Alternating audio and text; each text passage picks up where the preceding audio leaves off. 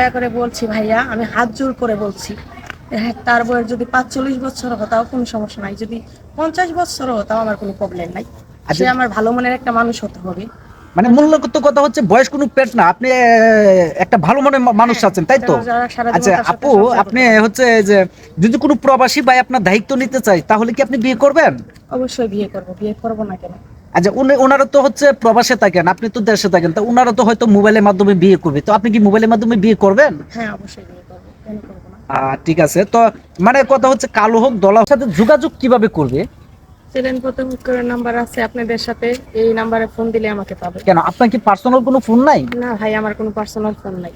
ও আচ্ছা, যাই হোক প্রিয় দর্শক, এই মুহূর্তে যে ভিডিও দেওয়ার নাম্বারটি দেখছেন সেটি আমাদের চ্যানেল কর্তৃপক্ষের নাম্বার। যদি কেউ এই মিমাপুর দায়িত্ব নিতে চান তাহলে অবশ্যই স্ক্রিনশট মেরে ইমো বা হোয়াটসঅ্যাপে দিয়ে দিবেন, আমরাই মিমাপুর সাথে আপনাদেরকে যোগাযোগ করিয়ে দিব।